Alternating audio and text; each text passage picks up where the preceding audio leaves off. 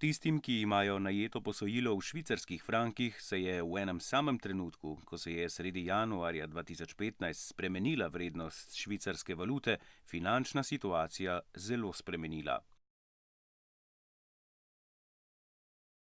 Švicarski frank je bil pred finančno krizo poznan kot izredno stabilna valuta.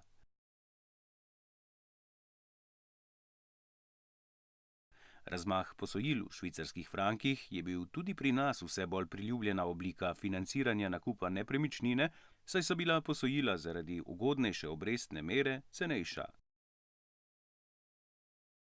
Po podatkih Banke Slovenije ima približno 10.000 ljudi posojila v tej valuti v skupni vrednosti 795 milijonov evrov.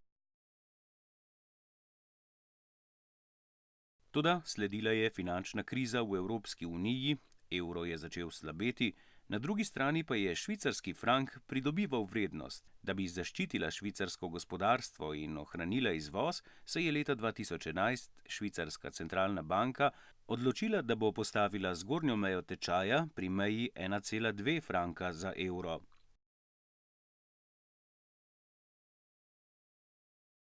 A letos, sredi januarja, je ukinila omejitev menjalnega tečaja in posledično je vrednost švicarskega franka skoraj v hipu poskočila.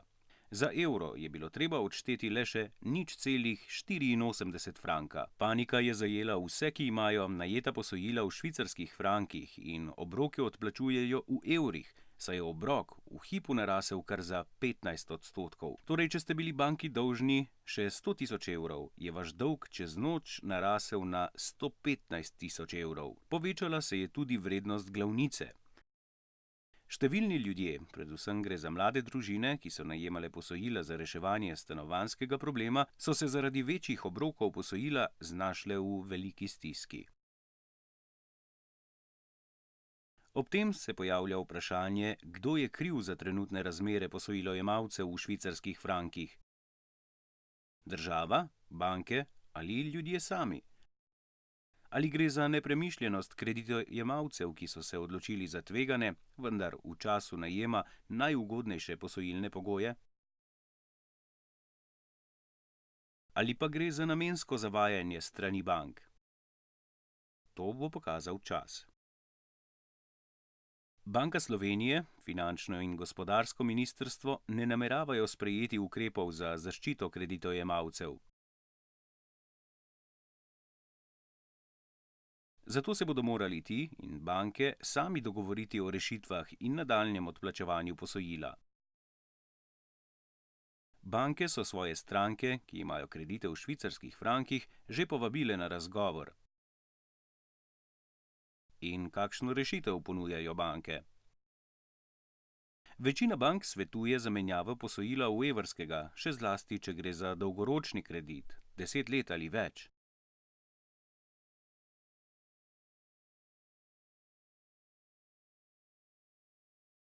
Vendar bodite v tem primeru pozorni na to, da bo pri kreditih v evrih obrestna mera višja kot pri frankih.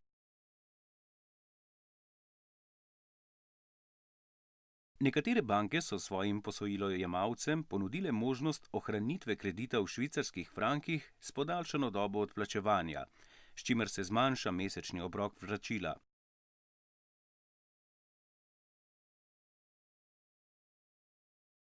Vendar velja opozoriti, da je s tem kreditojemalec na dolgi rok še bolj izpostavljen tveganjem sprememb tečaja franka. Če ste med tistimi, ki imajo kredite v frankih in še niste ničesar ukrenili, se čimprej napotite v svojo banko, da s svetovalcem poiščete najbolj ugodno rešitev. V primeru, da je kreditojemalec gluha oseba, vsekakor priporočamo, da na razgovor z banko pride s tolmačem. Na Hrvaškem so pretekli teden sprejeli zakon, s katerim so fiksirali tečaj franka in kune.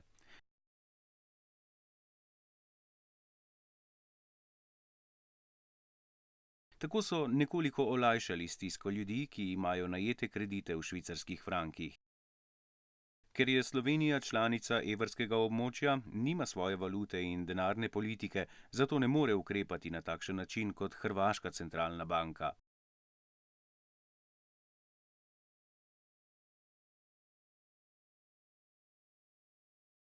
Za konec naj še poudarimo, da nikakor ni priporočljivo imeti prihodke v eni valuti in posojilo v drugi.